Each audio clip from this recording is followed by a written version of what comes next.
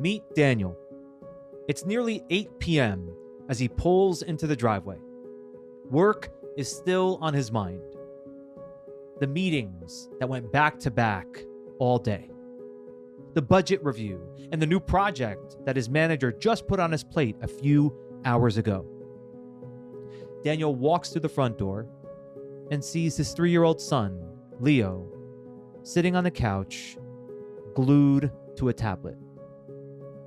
The bright lights flash on the screen. The next episode autoplays. Daniel says softly, "Hey, buddy." Leo doesn't look up. A sting of guilt hits Daniel in the chest. He knows that screens shouldn't be raising his son, but he needs these screens as a crutch for him to get work done. 10 minutes here to reply to an email, 30 minutes there to be on a meeting, or even just an hour to decompress after a long day. But earlier this week, Daniel's conversation with Leo's teacher really struck a chord. Leo's teacher said that he struggles to pay attention. And Daniel's been concerned about the long-term effects all this screen time could have on his son. But he has no idea how to break the cycle. He needs to put time into his work. So how can Daniel be able to perform at his job without sacrificing his son's well-being? Today, I'm speaking with Will Maurer, an award-winning media executive, TEDx speaker, and founder of the Children's Media Research and Reform Lab. Will is considered the father of children's media reform, leading the movement to fix a broken system and help parents navigate screen time with confidence, intention, and compassion. And I'm excited to hear how Will would advise someone like Daniel who wants to protect his son and manage his son's screen time in a world where screens aren't going away. My name is Jay Abbasi, and welcome to Unstuck. Real people, real stories, real solutions. While the details are changed to protect anonymity, what you just heard is based on a true story of challenges that come up in the real world. And we discuss how to navigate these environments with practical tips to help you get unstuck and build a more fulfilling, impactful, and balanced life and career. So Will, we met in Billings, Montana at TEDx Billings. And I got to learn about your background from your TEDx talk, as well as from the conversations we were having. And what I learned about you is you are an award-winning media executive. And 5 years ago, something happened that shifted your priorities. Tell us about that. Yes. No, it was amazing meeting you and doing the TEDx experience together. What really shifted things for me, I first, screen time for being a new parent. My son had colic for the first year. It was the start of the pandemic. It was 2020. So there was very little help and support. And we were like, what's the deal with screen time? When do we do that thing? Everybody seems to be doing it. And personally, I grew up on screens. They were always on from my earliest memories. And, the cartoons that raised me, they even inspired my career. So when my wife and I we research everything. We started to go down the rabbit hole of research and was just shocked at what articles were popping up, what the research said, what the guidelines were. And that's really what took me down this 5-year path of reading now hundreds of research papers and starting a nonprofit to focus on this. It was, the stuff that I thought I would know, I had no idea. And I'm sure a lot of parents are in a similar position. Well, what surprised you most, Will? What was something that you've discovered that was shocking from Oh, the research? so much. That's why, that's why I call this a systemic issue, because it's not just a simple black and white, like the policies say, no screen time for children under 2, which I agree with. That's important. And children learn best through connection and play. But some of the most shocking things were, how flawed the existing research on this topic is. That just, you see research and you think, oh, this is very well tested and compiled. And what I found was a lot of the research and the researchers were unaware of the production techniques that media companies are using to capture attention. And if we're using that as a baseline in our research, we're starting from a place of already knowing this is bad. So that type of research, and the American Psychological Association in 2019 did an amazing review on this, and they studied all 24 publicly available policy statements. And I recommend anyone interested in this topic reading their results, because it really shines a light on the research issue. But on the other major issue that I wasn't aware of is how studios and producers are engineering content. Now they're studying the brain science of how to create that addiction, how to capture that attention. And it's happening at the earliest ages now. 4 months is the average starting age of screen time, that also was another fact that just shocked me. And I get it. Parents are confused. I was confused. We don't, there's, where do you turn? What do you do? What are the alternatives when you just need to catch a break? Or you're being told, screen time is educational and it's important and gives your kid the best start in life. And, so it's all wrapped up into this thing that makes parents feel shame, guilt, and anxiety. And that's what I felt and why I wanted to do something about it. Well, you see these YouTube videos and it gets the label educational, baby safe, educational, all of those labels. Yes. Yeah. So what's the guideline that's determining that it's educational? Well, here in the FCC came up with some very questionable requirements to label children's media as educational.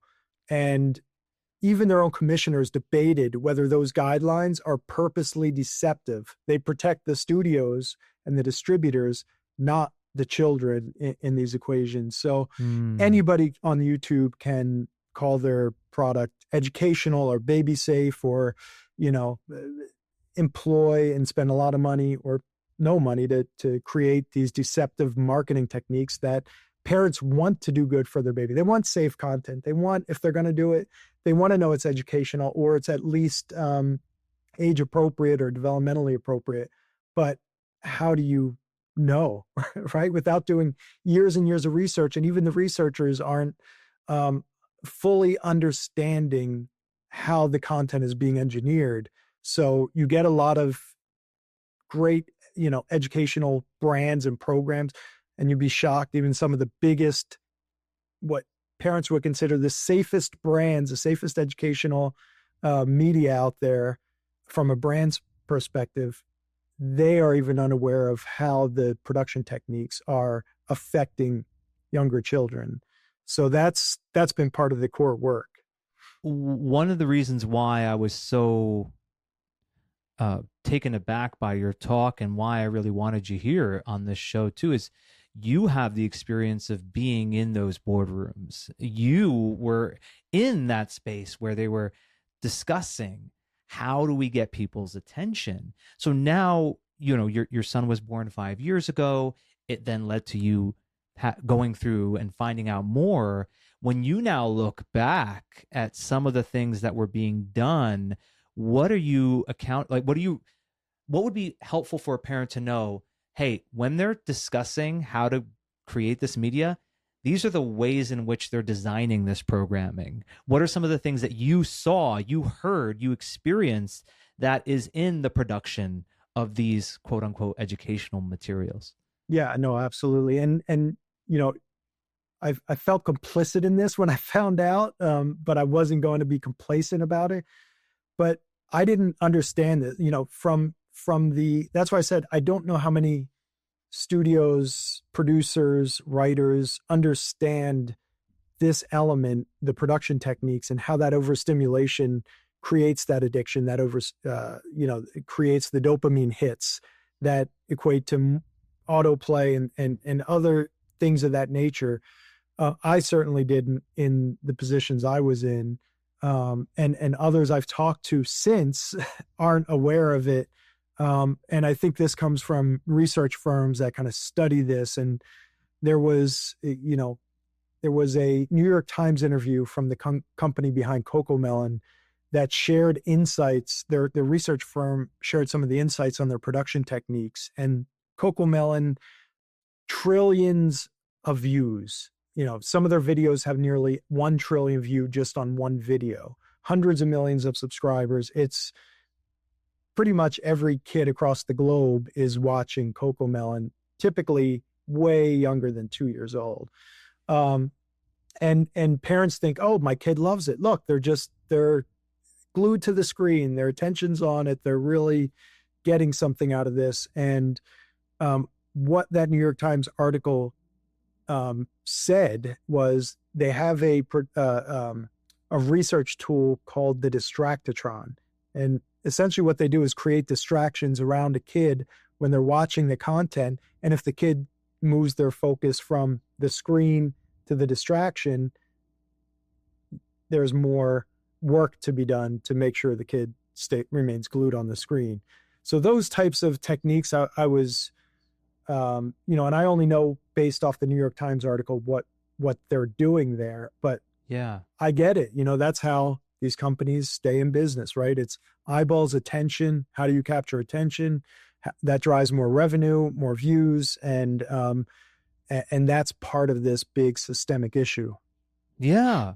And I admire you for that, Will, that you recognize that you were in this system for a while and you aren't going to be complacent about it. Rather than just say, I'm going to leave the industry and do something else, you're doing something about that. You're trying to address this systemic issue. And I see you as the father of children's media reform. And with reform, it means you have a vision. What is the vision for you when you think about, okay, children at a very young age?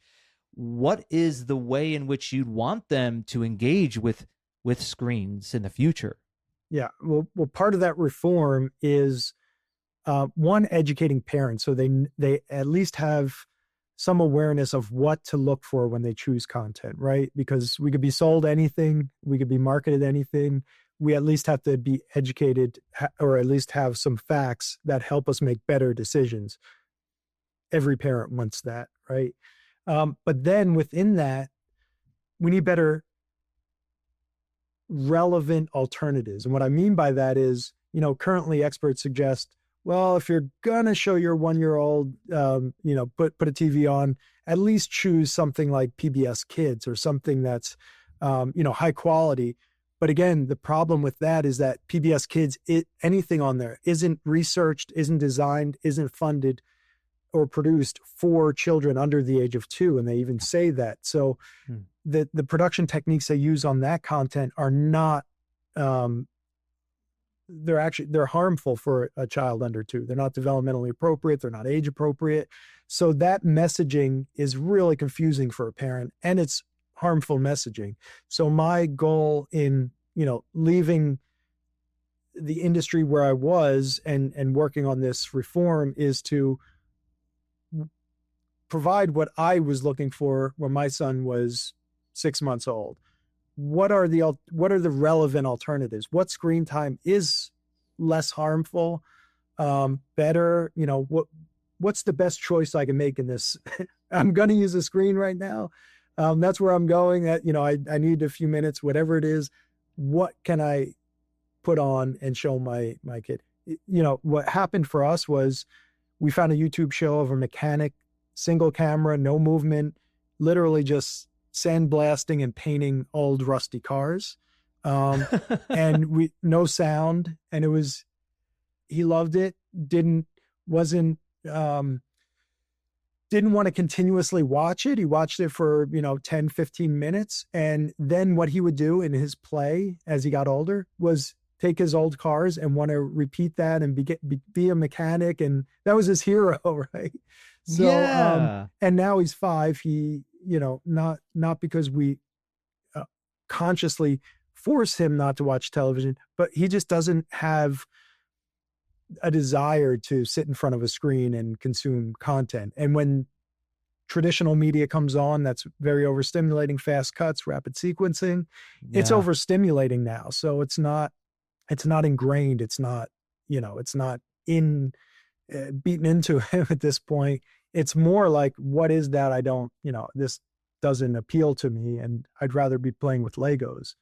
Yeah. Well, I wish I met you 12 and a half years ago because my daughter's 13, and while she's a great kid, what I wish I had is that information that you're hoping to put out to the world more, to inform parents of the negative effects that our children could be experiencing if they're in this uh, constant pull my attention this way, this way, this way, this way, while obviously keeping them really locked into the screen. And also, you're being realistic. You're not telling people, oh, just don't have them on screens. So for you, do you think that it's just not a realistic thing to be able to just tell parents, don't put them on screens at all? Right. Well, I mean, I look at the data, look at the studies, look at the data, because I agree with the guidelines. There's no argument there. But you also have to look at the reality. If we're ignoring the reality of the situation, we're not helping. We're just not helping, right? And that's been the biggest thing. The average starting age around 4 months. By 6 months old, an hour per day is on average. And the vast majority of children, a new Pew report just came out a few weeks ago, and 82% of kids under the age of 2 are watching television. So it's not shocking when you hear it, because when you look around, you see it all the time. But the difference between the guidelines and what the guidelines have caused, a lack of support and funding for any relevant research, any relevant alternatives, relevant solutions. If you tell somebody you're making content for a 6-month-old that's more mindful, more, rooted in science, they say, oh, you're part of the problem. You are the problem here. And you're just using some marketing scheme to do what everyone else is doing. So it's a tough battle to fight. And I was surprised by how many experts in the field and brands and organizations that I thought would take a look at the research, sit down and have the conversation, who are just quick to point a finger and say, you're part of the problem here. And Wow. unless you do, preach prohibition, then that's not a solution. There are no other solutions. Yeah, it's a bit too binary. It really Yeah, is. it's a bit too binary, and it's just not. I mean, there are some parents, I'm sure, that's just their rule at their house. They don't have screens, and however, just like in the story of Daniel, it's very hard for Daniel to not have to leverage them given his work schedule, how much time he has to commit in his day to day to the work that he has. I guess one of the things that I think would help me, and you can maybe share a little bit more about this, someone like Daniel, knowing what the effects are on the brain, on the way in which our attention is affected, like Daniel's son, Leo, like how would he be affected long term if his son continues to to watch these kinds of this kind of media that's keeping his eyes glued to the screen for hours and hours? That's, the long-term effects. I really focus on the 0 to 2, but what's happening when children 2 and under are watching these shows is that they're exposed to a level of stimulation that isn't natural. You're not going to find that level of stimulation anywhere in the real world, unless you walk into a Vegas casino and sit there for a few hours. But Will they even allow a 2-year-old into the Vegas? I hope not. Maybe they I don't do. know. I don't know. I haven't been to one with a 2-year-old. But even as a 40-year-old, it's overstimulating. It's like, what's going on here? And it's, it's designed. There's a lot of money spent to design those environments to capture attention, keep you there, and have you engage with the activities. But what that does to the brain of an infant or a toddler is that it triggers dopamine imbalances, and that affects the brain in a similar manner to drug addiction. And those types of techniques precondition the mind to expect high levels of stimulation, and that stimulation keeps the child hooked and longing for more because they can't find that level of stimulation anywhere else. And that results in symptoms of withdrawal, a decline in the executive function, and lays the foundation for other addictions later in life. And, some other interesting facts that I learned along the way here is 80% of our brain development happens in the first 3 years, which, like, wow, it's such an important time, such an important period in human development. And the experience in the first 3 years shape the foundation for all future learning, behavior, and health. So if the neural pathways are formed by periods of excessive stimulation, they can have severe adverse effects that hinder a child throughout their lifetime. Wow. See, I think knowing that is enough motivation for me to change my behavior as a parent.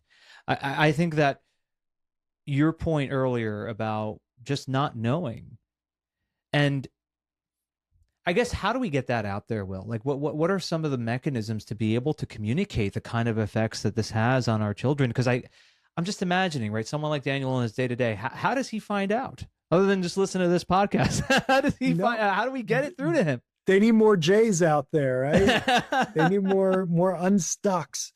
No, what I'm really hoping for, because you need to broadcast a message, right? Parents are just, when you hear don't do it or this is bad and you don't hear anything else, any of the other messaging, instinctually a lot of people are like, well, that's not possible. So yeah. And you don't know these other facts. You don't know what it's doing. You don't know how this media is being engineered. Without knowing those middle layers, those important pieces, it's hard for you to make a real informed decision, right? So my hope is that, I came from the entertainment industry. And there's so many people with big platforms, so many celebrities, producers, directors, studios. I'm hoping to find champions in that space who say, this is my career. I'm not out there pushing this or part of the problem, but I do have a platform to help get the message out. And it seems, there's athletes, there's, a lot of different people in with the power and the platform to help share the message. But I'm hoping that people from the industry will take the time to understand this and help to use that.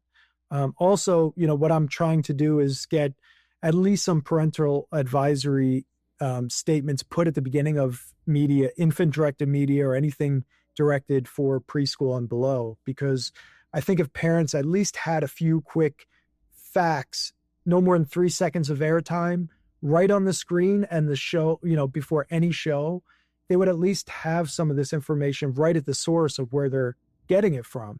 To me, it's crazy that it doesn't exist or it's not being required, but that's a very simple, quick, easy thing that at least tackles this right at the source. So that's another big initiative of mine.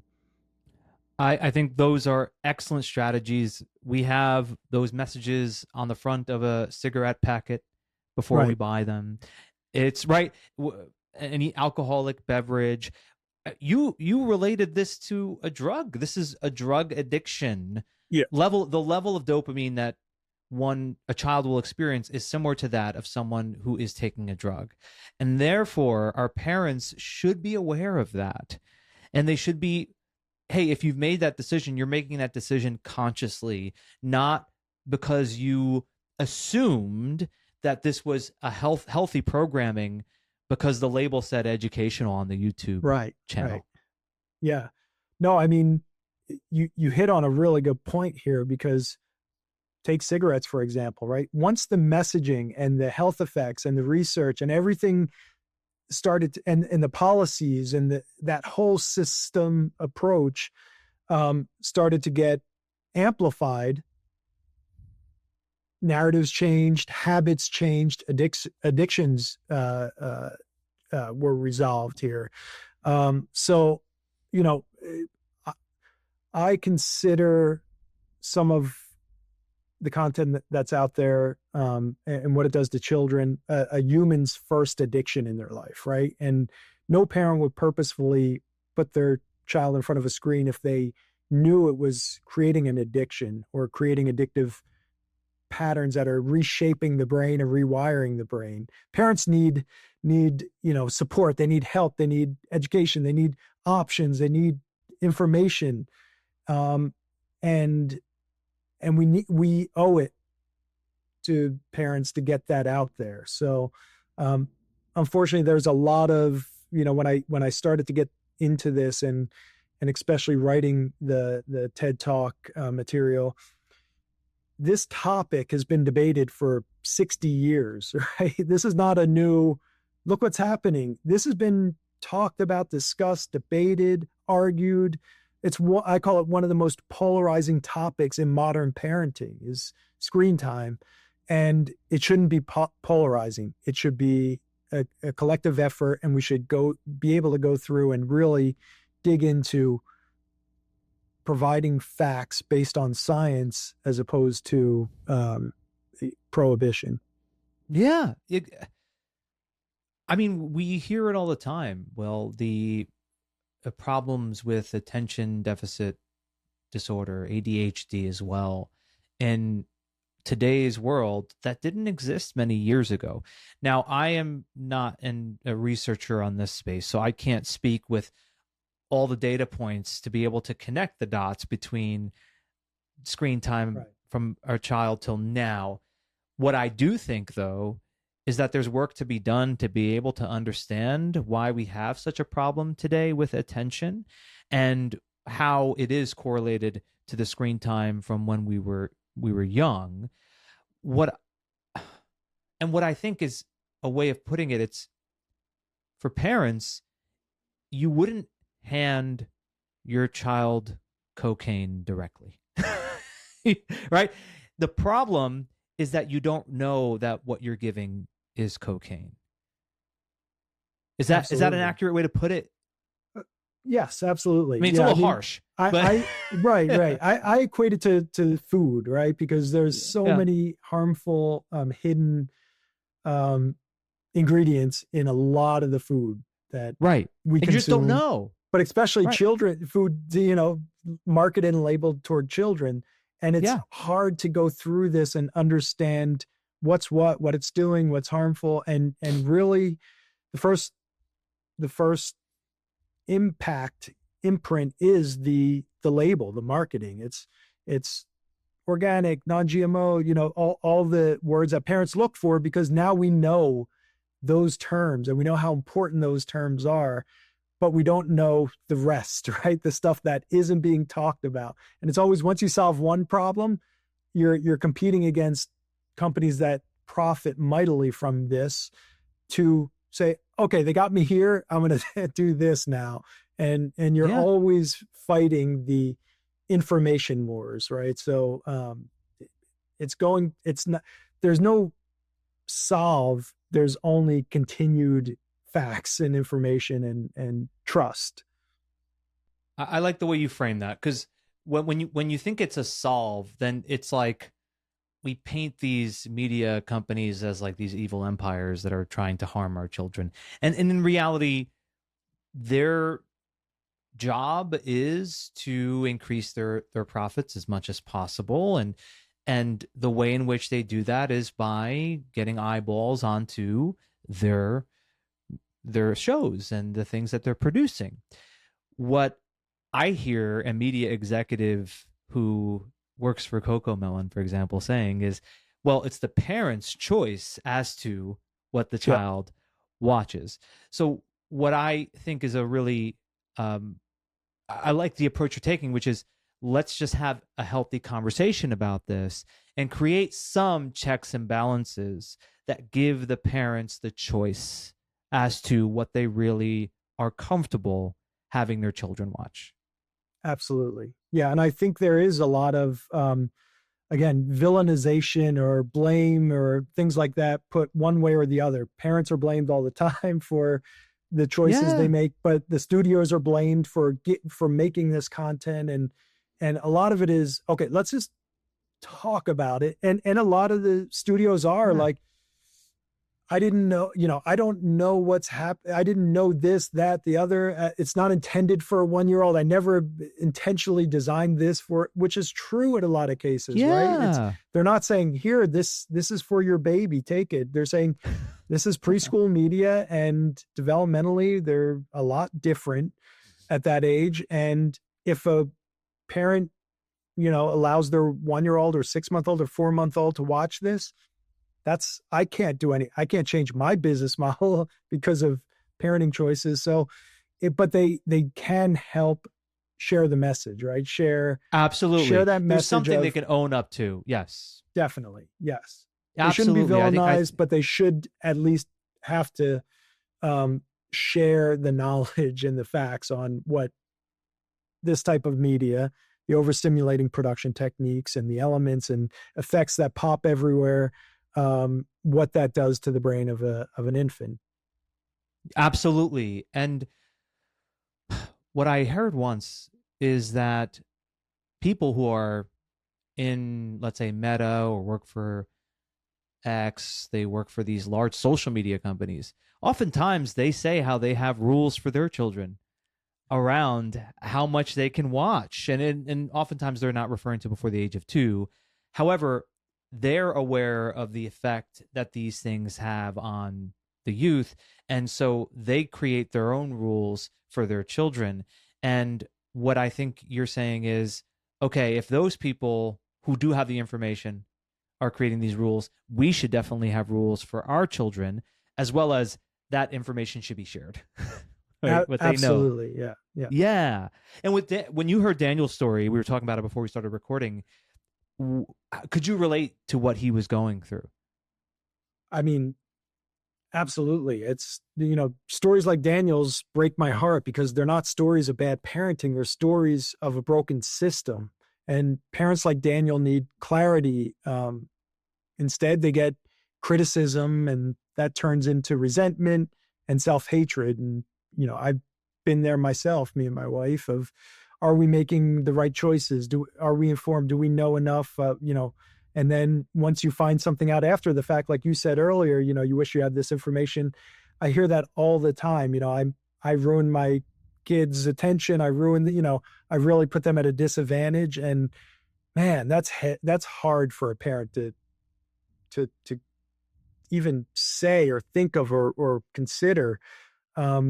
But Daniel, like so many others, and I can relate to this, are operating inside a culture that has set nearly impossible expectations for parents, especially in those early years when children need the most connection and the least stimulation. And parents are asked to be like work, like they don't have kids, and parent like they don't have jobs. So it's one of those situations where, what do you do? How did you work through that, Will? I mean, because you're a busy guy. You got a lot going on, and I know how much work must be on your plate. And you made that decision when your son was very young to really investigate this and not just give in to the way that society, I don't want to say imposes, but has created essentially a system where our children are in these, are like zombies to these screens. What did it take for you to be able to work through that personally? It was an interesting, all the stars aligned, I think, in that scenario, because, my son was born at the start of the pandemic in June Yeah. 2020. And I had already set up a work from home system. So I was with my son and my wife, and the pandemic obviously forced everybody to work from home. So I got to spend every moment with him, and seeing the development when you spend every second. And he had colic too, so that we were, a lot of sleepless nights, and we're just Hmm. surviving. But being there and seeing the development happen, and that happened for the first 18 months every day, um, was just nothing that I could ever imagine I'd have the opportunity to do. And it really made me feel a lot and see from his perspective, and just see the development process unfolding and happening right in front of me. So even effects of screen time or things like that, when we introduced it, I got to see results and real time in spending all the time together. So it wasn't a handoff from a caretaker, and where I don't know exactly what's happening, and then there's a meltdown at home and I can't put Yeah, two and yeah. two together. I could see immediate effects based off of a whole system, spending 18 months together every moment. Yeah. So with you, you were in an environment where you could watch him closely. And for someone like Daniel, who they're, let's say, in a high demand role where they may not have that luxury, what do you think it would take? What is it going to take for someone to not give in so easy? Because it's so easy to give in, Will. It's so easy to It's just be like, give him the phone, right? What do you feel it takes for a parent like Daniel to have a bit more consideration about what it is that their child is consuming? it takes lots of hugs and compassion. I could relate to Daniel's story, not have, from the perspective of working 20-hour days, 6 days a week, and waking up, rinse, repeat, going through the cycles, going through the crunches, and where you're 40 days without a day off, and literally just surviving, and you get sucked into that system, that work system, and you need to survive, right? This is your form of survival. It's how you provide for yourself, your family, Right. and just continue. And breaking that, or finding alternatives, more mindful alternatives, is very difficult. Not impossible, but extremely difficult. By the time someone in Daniel's position gets home, it's like, okay, now I just need my break. Let me have, especially I'm in LA, the ride home, depending where he's come from, that is stressful too. You have work, then you're Yeah. in stressful traffic, then you get home and you have to deal with that. And at some point something gives, and you find those shortcuts to cope. Right. So Yeah. I have a friend, Will. Just the other day, he told me, he was like, he has two sons, very young, best friend in the world, and he's like, at times I give in. I'm just so tired. I didn't get a lot of sleep, and so I just put on whatever show, yeah, Coco Melons, and he knows that it's not what's best, and he still gives in. And I think what I'm gathering from this conversation, even just from what you told me about how you went about this research, it's to really plan ahead. Right? In other words, don't wait until the moment when you're so exhausted and then you're trying to will yourself into, I want to do the right thing as a parent and not have my child watch this, addiction fueled show. It's instead, no, I already have this set up to where you had that specific program for your son and you knew that that was going to be okay. So it's kind of like preparing for it in advance and deciding whether that's as an individual parent or as a couple, that this is what's okay and this is what's not okay. such an important statement. Yeah, exactly. And it gets harder and harder and harder as kids get older and older and older, right? So setting healthy screen time habits, if you can, keep that out of your home, or yeah, that's amazing.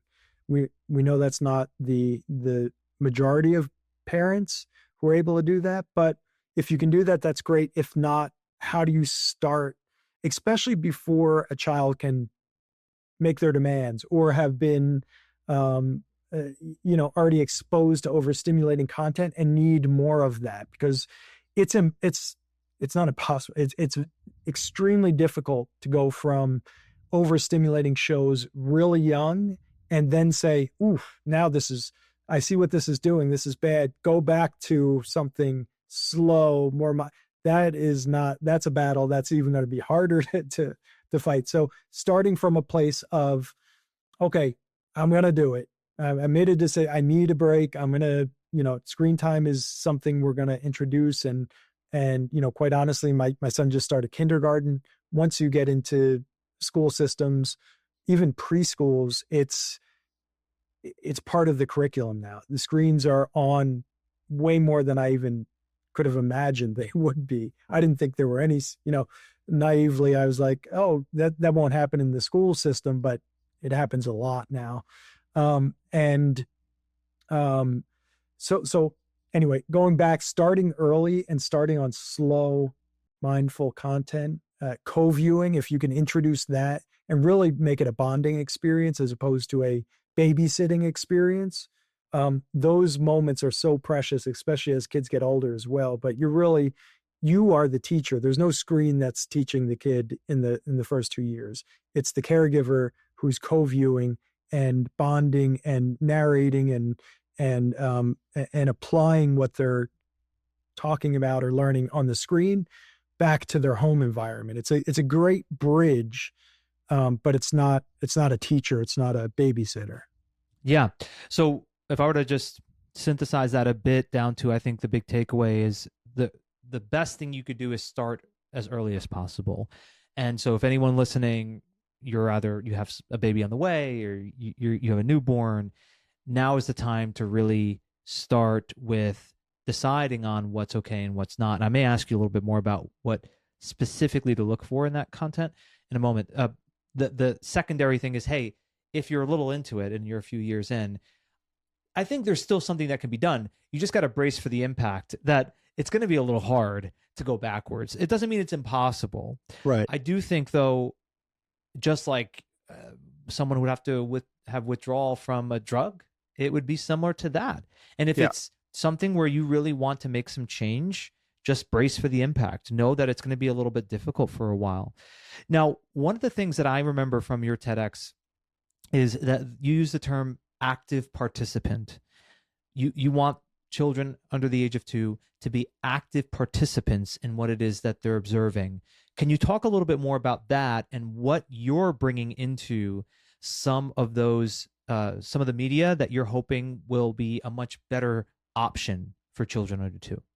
Yeah, I say, active participant as opposed to a hijacked viewer, because that's what a lot of kids are. And you look at them, you see them, they're glued to a screen and they look like they've got the zombie effect going on.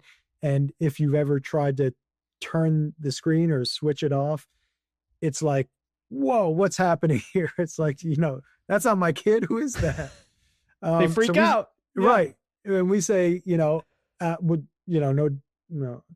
different than an addict would if you took their vice away. But the thing we say is active participants, because the caregiver needs to be an active participant in screen time, but also the child should be an active participant, meaning they should be watching things that they can replicate at home. And, if that's a 4-month-old, 5-month-old, that's not going to be the case, but it should be what the parent can replicate and use screen as a bridge. So anything you're watching on television, you should be able to replicate in the home. I refer to it as reality TV for babies because it's what are they doing? They're sitting there, they're exploring, they're curious, they're engaging, they're social, right? They're trying to communicate. And how can you include them in that communication? How can you be their teacher in that scenario? And not teacher, not being lesson based, but just be their narrator, help them to understand. That's really where the learning and the bonding happens, is with the caregiver, the parent. So the media should support that and provide that opportunity for a parent and a caregiver. And at the very least, from a harm reduction standpoint, if a parent's like, I still just need my 5 minutes or, a break, it should at least, be devoid of that hyperstimulation, rapid sequencing, frenetic action. I mean, all you have to do is turn on any preschool show now, any kid show. And as an adult, you go watch it and be like, what is going on here? What is happening? Jump Oh, cuts, lights, it's music. Yeah. effects, I mean, any overstimulating element you could throw in the pot is in there, including the voices that go, they're all Yeah, loud, screaming.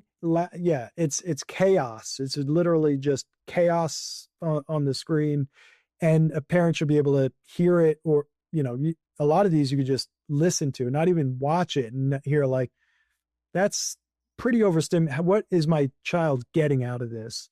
And even the music, a lot of parents are like, okay, at least it's music. Music's great for kids and their development, which is true, but not all music, just like not all media is good.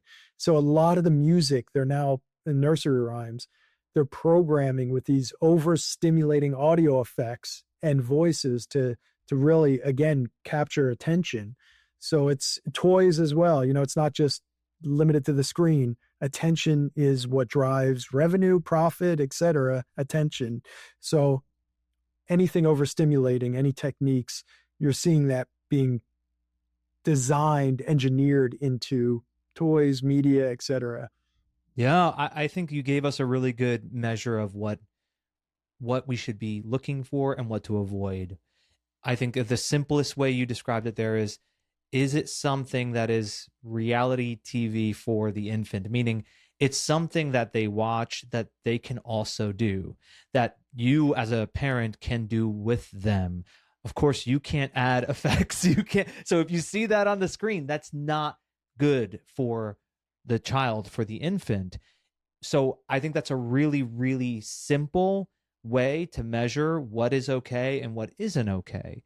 Now, one thing I always like to do, Will, towards the one end point of, on, sorry to interrupt, but one important point on that is, because I hear this a lot, is this is so educational. Look at the script, look at what they're saying and doing and how they're teaching my kid. And yes, there's some amazing educational scripted content.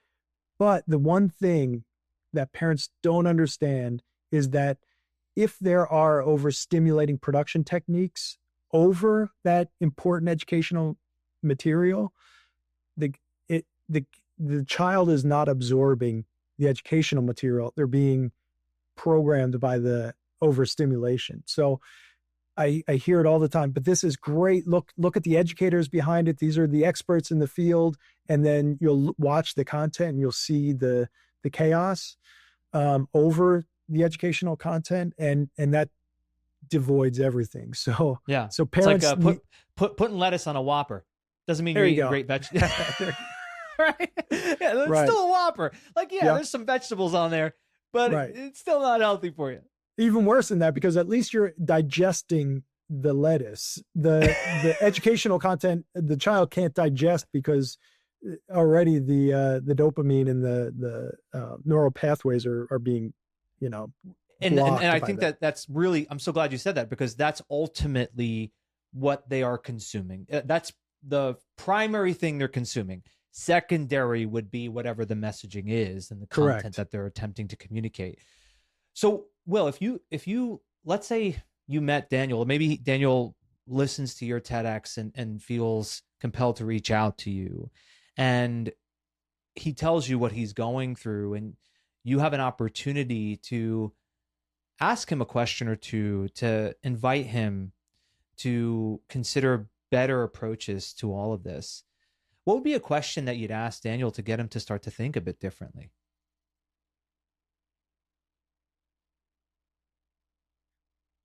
That's a great question. I think I would say, how do you feel? Right. And I think that's where it starts from, right? Because it's easy to become numb and desensitized and say, I did it. I'm living with it.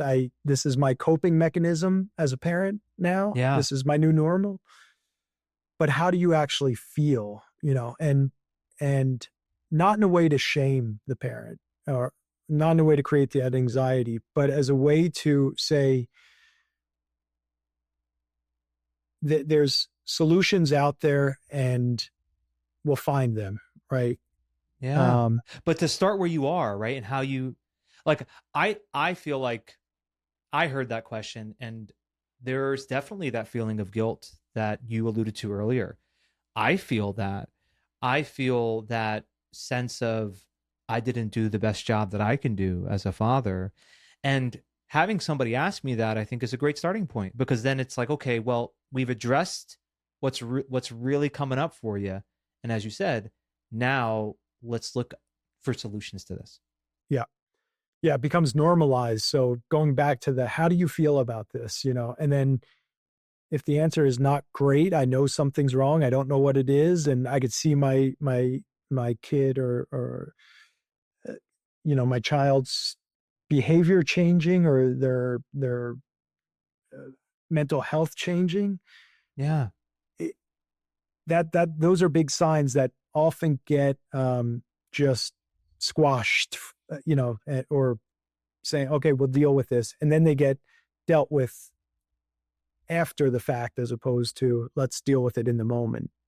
You're right. Deal with it in the moment. And anybody listening, please take Will's advice. Don't put something like this off. Any child that is consuming this regularly, they are being affected every second. And if you have a chance, at least I say this as a father to a 13-year-old, please don't wait too long. Start right away. If I could go back in time, Will, I would make some changes. Thanks to what I heard from you in Billings, this conversation today, and the conversations we've had in between. Will, thank you so much for taking time out of your day to chat with me. And for anyone listening, to learn more about the great work Will is doing to really reform how media is really being shared to our children, please check out his link tree. It's linktr.ee/Will Maurer, and that's spelled WILLMAURER. We'll put the link into the show notes, and anyone can click on that and be able to learn more about the great work Will is doing. So, Will, thank you again, my friend. This was so informative. I deeply appreciate this conversation. Thank you so much. Thank you, Jay. I appreciate it. I wish I met Will 12 years ago. I think I did a good job as a father. And in reflection, I feel I could have done better with the screen time for my daughter.